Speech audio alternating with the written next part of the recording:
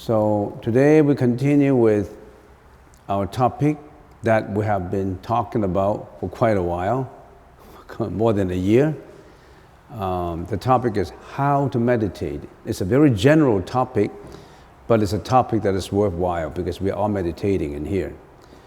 And maybe there are some nitty-gritties that you have ignored, or there's some implications in there you really have to know before you can really meditate. Let's do a very fast review on meditation. Meditation is actually in two parts. According to the 6 gates to Samatha Vipassana, when we talk about meditation, we always talk about two parts, two perspectives. The first part is the stabilization. Some people call it calming down the mind, stabilization. Calming down the mind in Sanskrit or Pali is samatha. That's one part. Another part of it is the introspection part of it. And some people translated it as contemplation. But we use the word introspection because when you contemplate, it seems that you may be going out, the mind may be going out, but actually when we're contemplating, we're going inside. So we use the word introspection instead of contemplation. The Sanskrit word is vipassana. And stabilization is in 3 parts: counting, following, and stabilization itself, or calming down. So counting, following, and calming, or stabilization. We talked about that for more than 60 hours already in detail. And then about 6 months ago, we moved to introspection. And we touched on many topics on introspection.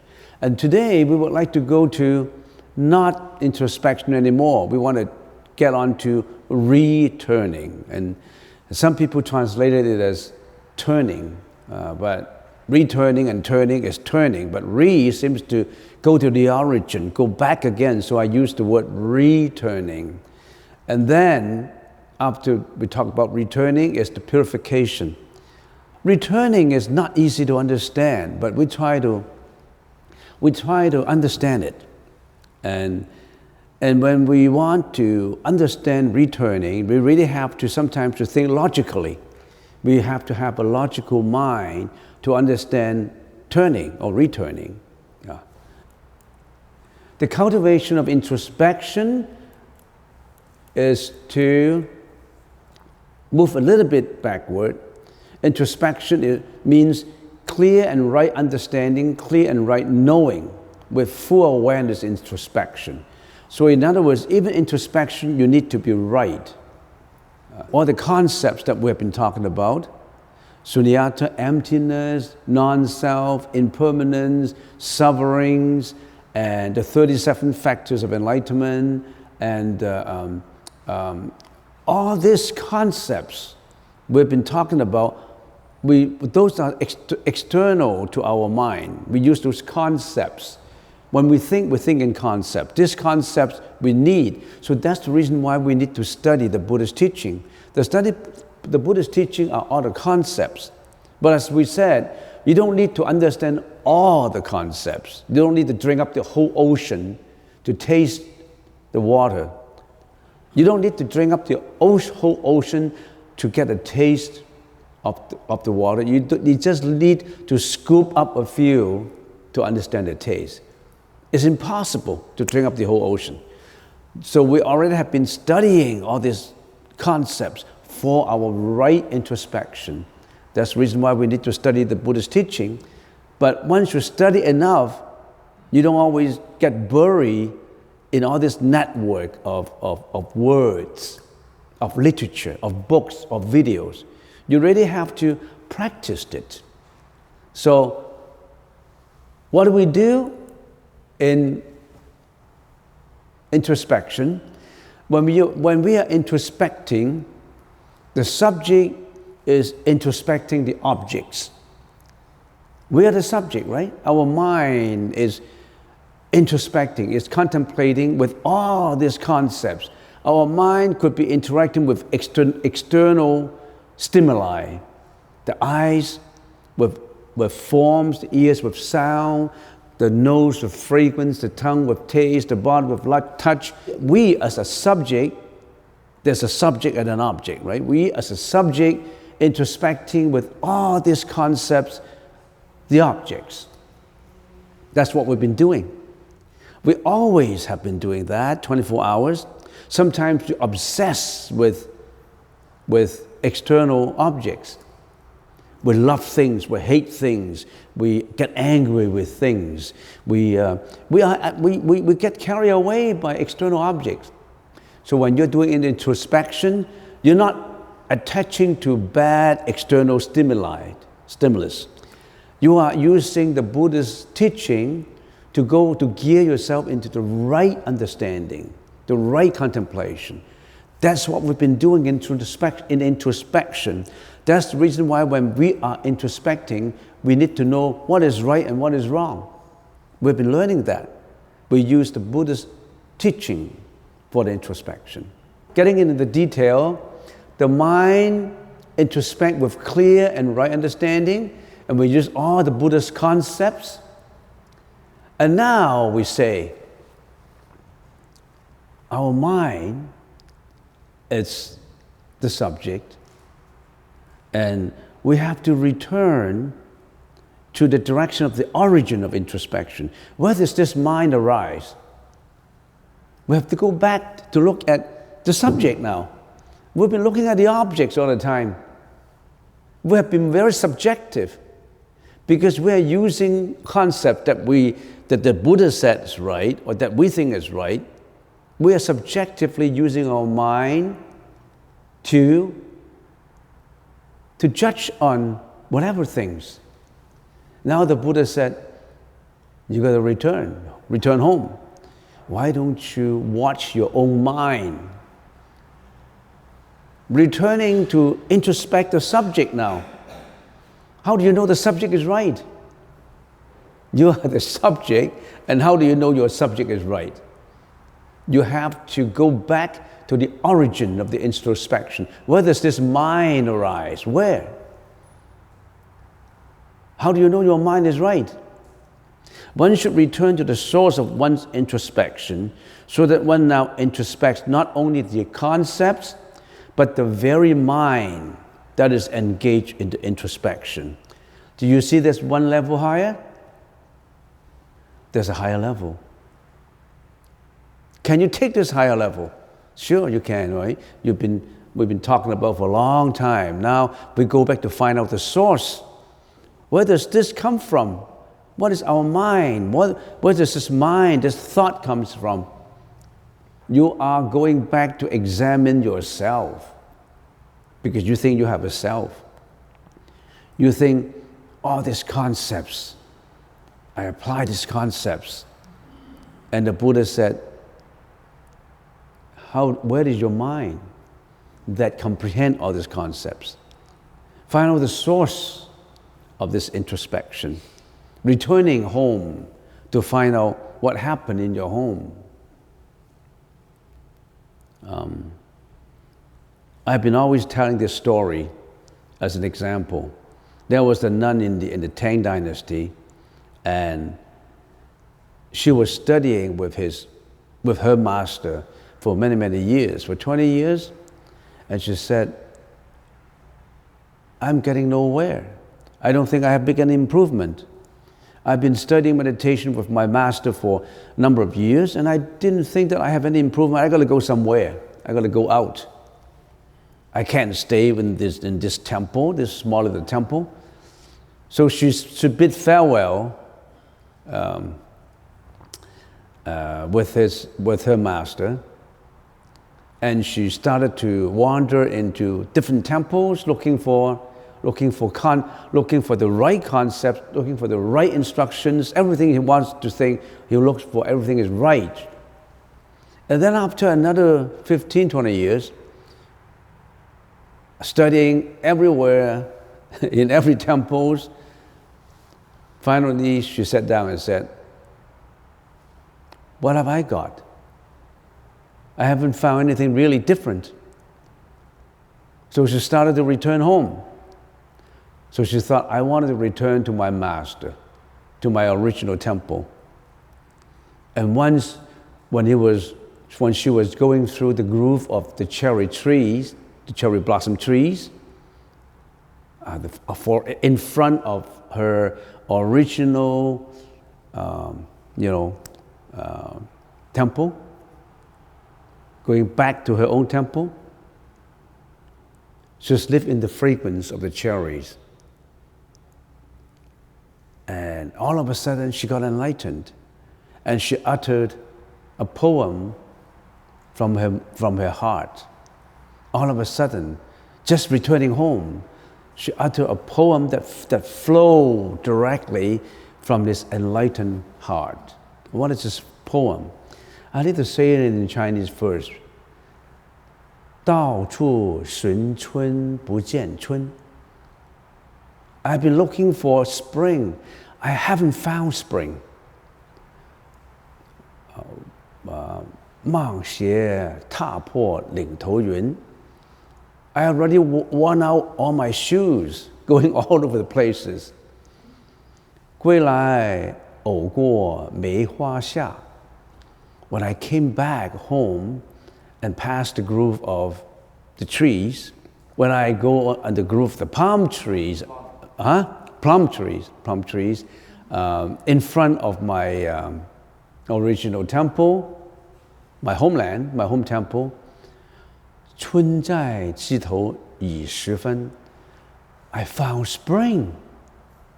I'm going home. I've got to come home, and I suddenly found spring that I've been looking for 20 years. So we're going back to find spring. See if you can find your own spring in here. All right, let's carry on. We haven't finished. We just started returning. We have started returning home to look at the subject, the mind that you've been using to introspect. Then what do you do with this? Returning. Since one introspects from the mind, one should now return to the direction of the origin to introspect the very mind that is engaged in the introspection. So when we know that everything originates from the mind, we need to know what is this mind all about, right? We need to introspect the very mind that is engaged in the introspection. So what do we do then? The mind that engages in the introspection, from where does it arise? So this mind that engages in introspection, where does it come from? From where does this mind that engages in the introspection come from? Do you need to know? Of course, we need to know about it. Let's analyze it. So there are two probabilities. Where does this mind come from? We are now studying the theory of probability now, or the possibilities. Probabilities. There's two probabilities where this mind comes from. There's two probabilities. One probability is generated by the introspection thought. That is, the case that the introspection thought arose from a mind involved in the introspection. In other words, it arises from a mind involved in introspection already. This mind involved in introspection. 从观心生. There's another probabilities from a mind not involved in introspection, generated by something other than the introspection. That is, a case that the introspection thought arose from a mind not involved in introspection. So it's either yes or no. It is from a mind that involved in introspection, or from a mind that is not involved in introspection, right? Those are the two possibilities. Those are the two probabilities. It's either from a mind that's already involved in introspection, or from a mind that is not involved in introspection.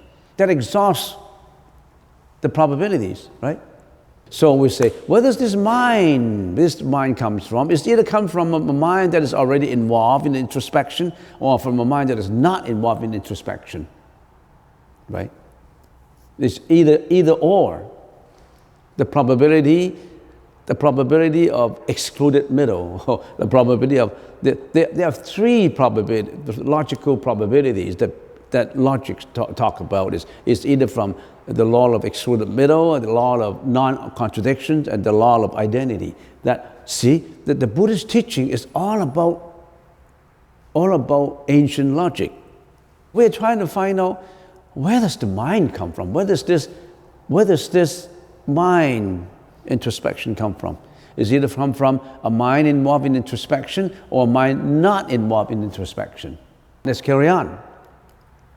We consider the first probability generated by the introspection thought. That is the case that introspection thought arose from a mind involved in introspection. Let's consider the first. Remember, we have the first probability. Let's consider each probability in detail. So let's consider this first probability, this mind to introspect, this thought to introspect, from a mind already involved in introspection. Let's consider the first probability and see, is it true? Is it right? If it is from a mind involved in introspection, if this is true, there must have been a pre-existing introspection process already underway that now carries forward. An earlier process giving rise to the current process, like existing of a father giving rise to the existing of a son.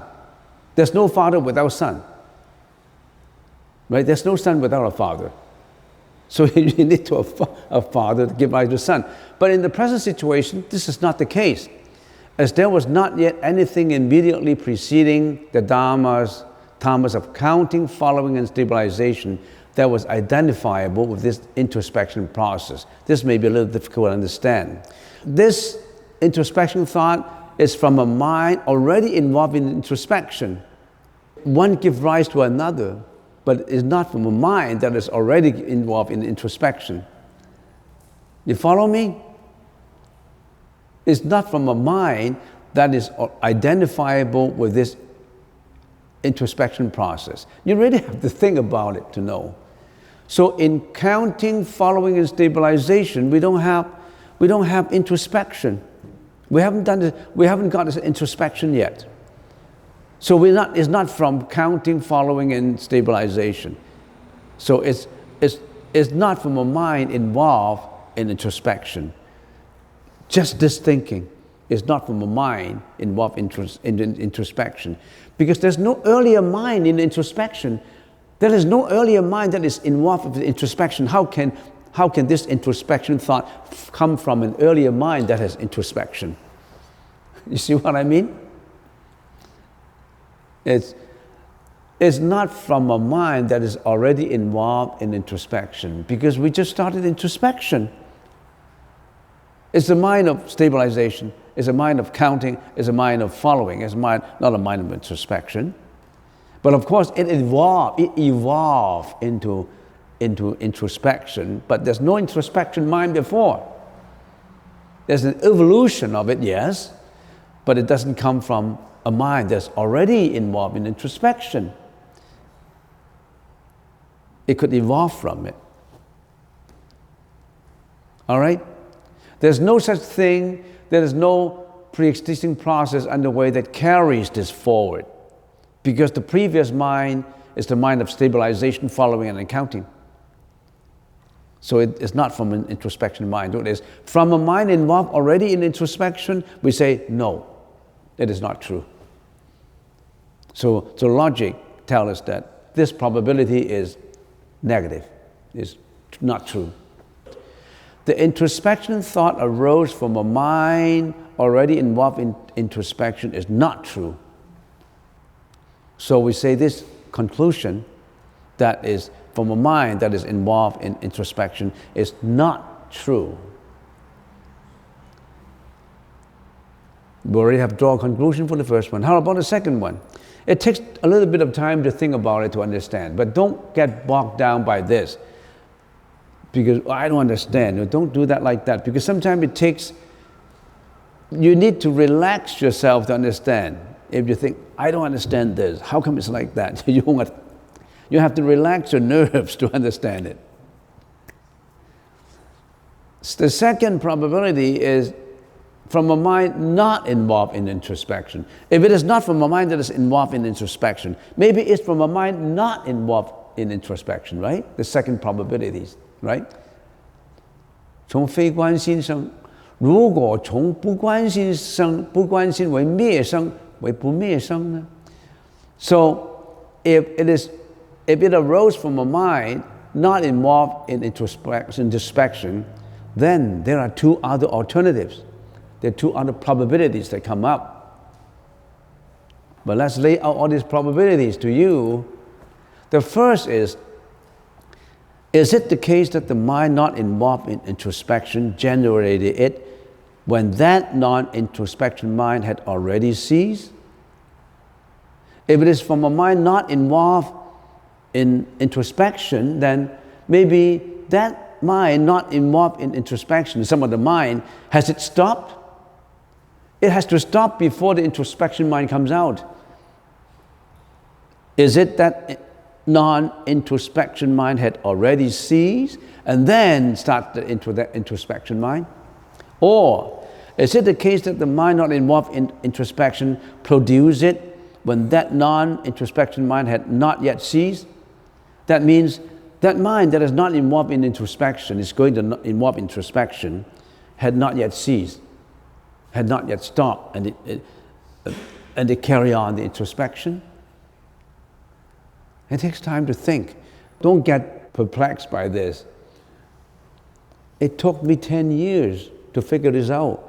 You mean you can understand it in one session? It took me 10 years to figure it out. I'm just bringing it out to you that is certain probabilities in it that you have to consider. I studied probability when I was at school, and sometimes I'm amazed at how the Buddha put out all these things. And when I fit my probability theory into it, I said, gee, it was wonderful that the Buddha suggested all these. I studied probability theory, so it's easy for me to understand, maybe, but it does not mean that you won't understand it. I'm just bringing it out to you. If I don't bring this out to you, I have to avoid this in my lecture. If I avoid this in my lecture, it seems that I have done something, I haven't done a full explanation. So I have been pondering about, should I bring this out? And then I say, maybe I should. Whether or not you understand it, maybe in the future you understand it. But if I don't bring it out, maybe you never know about what the Buddha was talking about. It took me many, many years to figure this out. But I didn't give up. I understood it. But sometimes words cannot convey the meaning 100%. Language has limitation. Not only language has limitation, our thinking has a lot of limitation. You may not know a bit of what I'm talking about, because every background is different. Every karmic energy is different.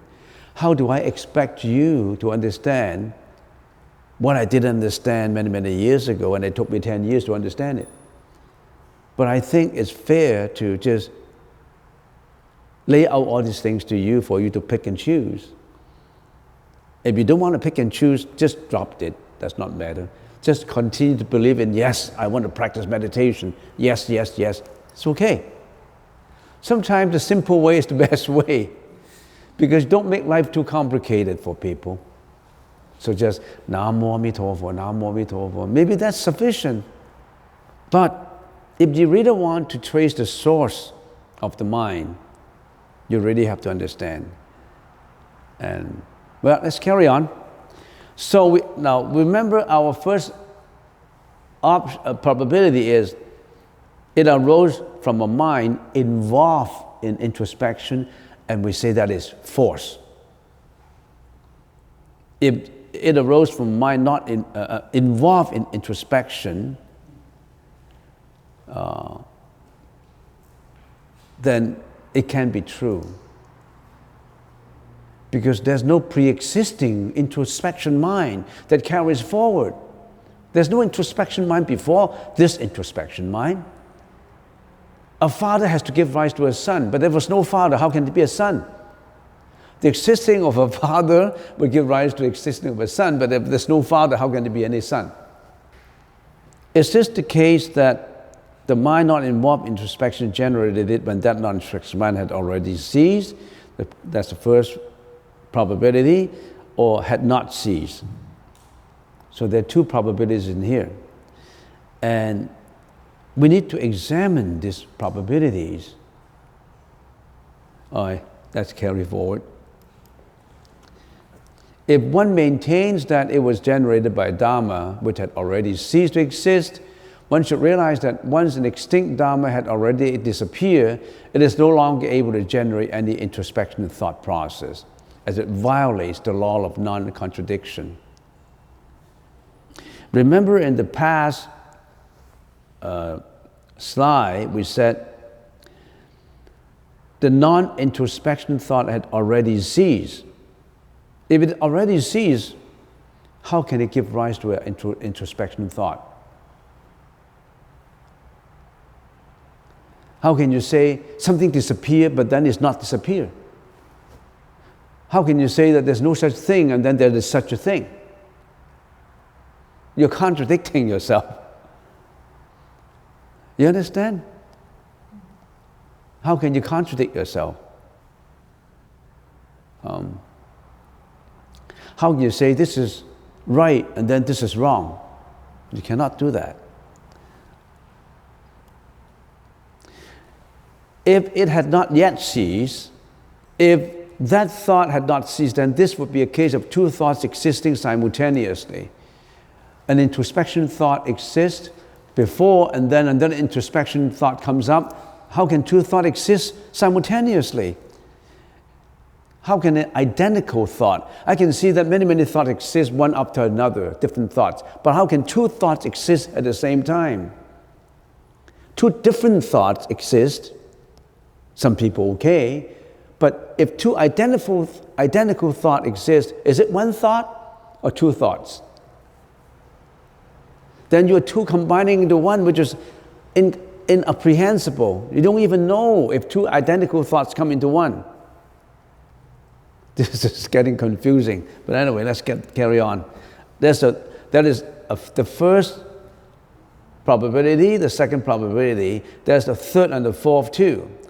If it is that thought that has the characteristics of ceased and not ceased, number three, or neither ceased nor not ceased, it is all untrue, as it violates the law of non-contradiction. How can something be yes and is also no, or not yes and not yes? Say, this is yellow, this is not yellow, and a yellow is yellow, but a yellow is not yellow, then you're contradicting yourself. This is yellow, but again, this is not yellow too. Then, yeah? So what you think, there's no room for duality in what you're talking about? There's a lot of room for duality. There is no duality. Yes, there is a lot of room to duality, but this is not about duality. Duality is rich and poor, good or bad. Of course, there is duality. Everybody knows there's good and bad, rich and poor, yes or no, negative and positive, but this is not it. This is a logical thinking on contradiction. You cannot contradict yourself, yeah. You cannot contradict yourself, yeah. Yeah. It's difficult to comprehend. Yeah, it's not easy to comprehend, yeah. But why don't we do it like this? This is what the Buddha was talking about. And let's say the Buddha come up to a conclusion is said, the introspection thought arose from a mind not involved in introspection is not true. Is also not true. From a mind involved in the mind, our mind comes from a mind, our introspection mind comes from a mind involved in introspection is not true. But how about from a mind not involved in introspection is also not true. Then, let's do a regurgitation. The mind that engages in, this is a regurgitation or more or less a conclusion of what we're talking about. The mind that engages in introspection, from where does it arise? 起观心者从何而生呢? Is it arose from a mind involved in introspection or arose from a mind not involved in introspection? The conclusion is none of the above are true. If you use logic, especially symbolic logic, you can prove a lot of none of the above. This is true, this is false, none of the above. That kind of thing. I mean, that kind of argument. This mind that engages in introspection does not arise in any situation at all. The introspection mind was originally unproduced. We don't have a mind. 当即观心，本质不生。We don't have a mind. The mind is only an activity, it's not an entity. An entity, you're looking for a permanent entity. No, you don't have a permanent entity. Yeah? It's an accumulation of circumstances? Huh? Is the mind an accumulation of circumstances? You can say that way, to put it very simply. The mind, we have no mind because the mind is only an activity that is all circumstances put together on the law of causality. It does not have its real existence. That's the reason why there's a lot of philosophers, a lot of Buddhist philosophers, a lot of high monks say we don't have a mind. We need to think about it. Don't try to understand everything at one session of all these. Maybe the words I put down may not be the best possible way for comprehension. And this is how I understand it. But this is what the Buddhist teaching presented to us in terms of a little bit higher advanced level. There are more advanced level in Madhyamaka Sutra. The whole Madhyamaka Sutra is about this. And there is also one school of thought. When I say school, it's not a physical school, it's one comprehensive school of thought that is involved in logic, the ancient Buddhist logic, just studying the logic of the world. But as I said, if one lives up to 100 years studying every day, there's no way that you can finish up studying the Buddhist teaching. Because the Buddhist teaching, he had been talking about it for 49 years, and his teaching had been further developed with commentaries by later philosophers.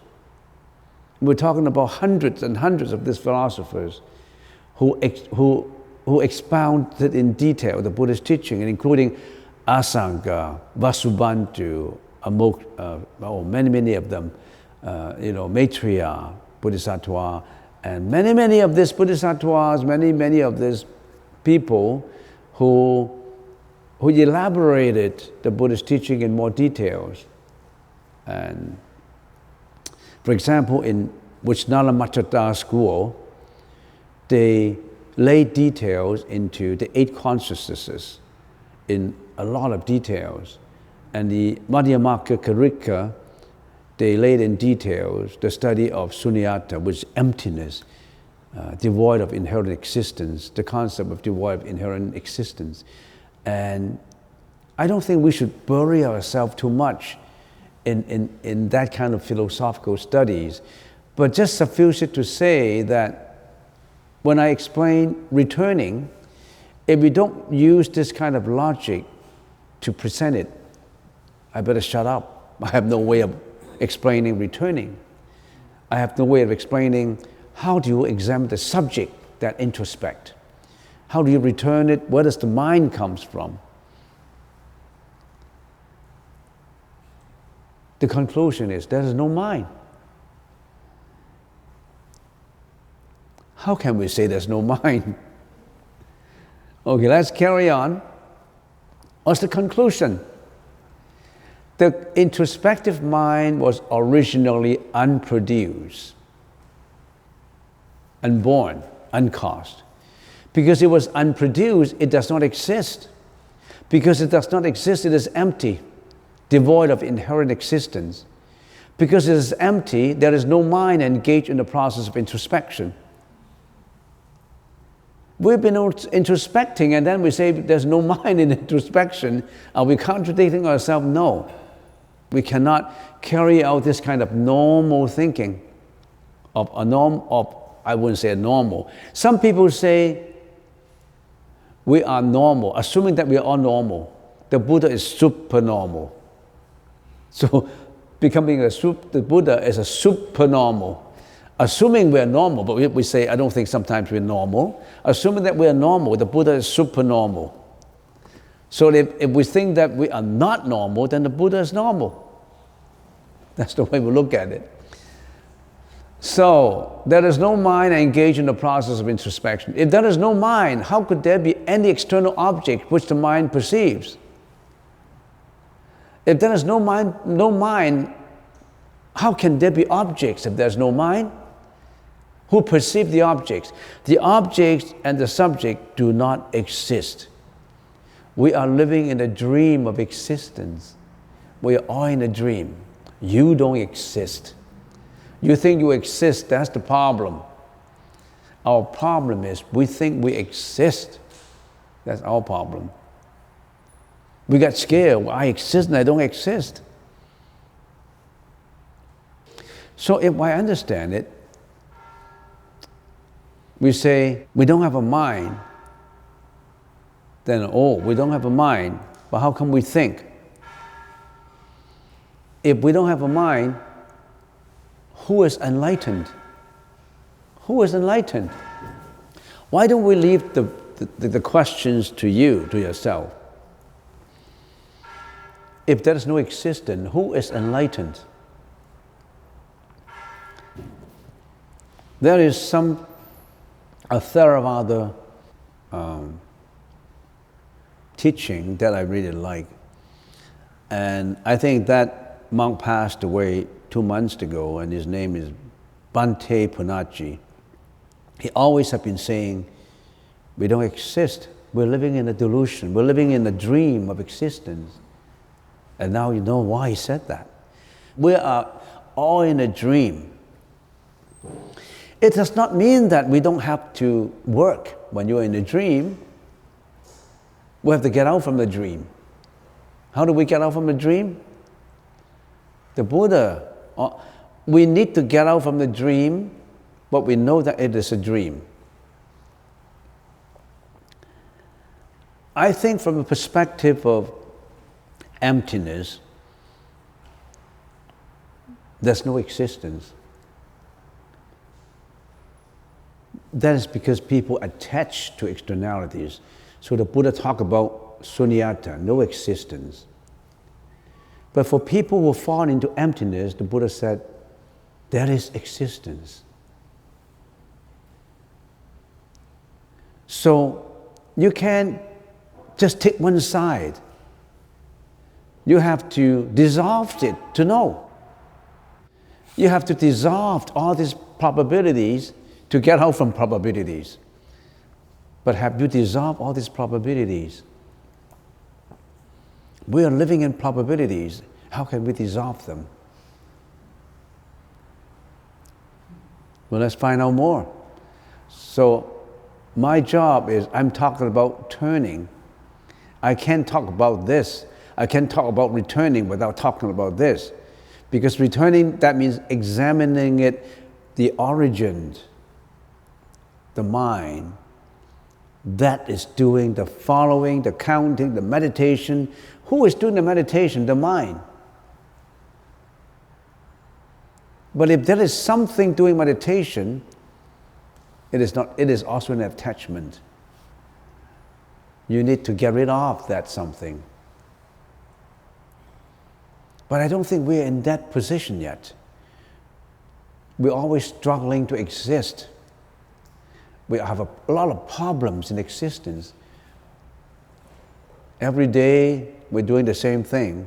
Every day we're involved with wanting, acquiring, a job to make money, to know to get a family, to do work, to all these. We're always in existence. How can we say we're existing? We struggle to exist, and you told me we're not existing? Yes, that was what the Buddha said. But imagine, if you're a multimillionaire, do you know that you don't exist? The multimillionaire says, I exist with all the money. I exist. But apart from the fact that having a lot of money, have a lot of problems, your existence, if you attach to money, is in pain. Because you never know what is non-existence.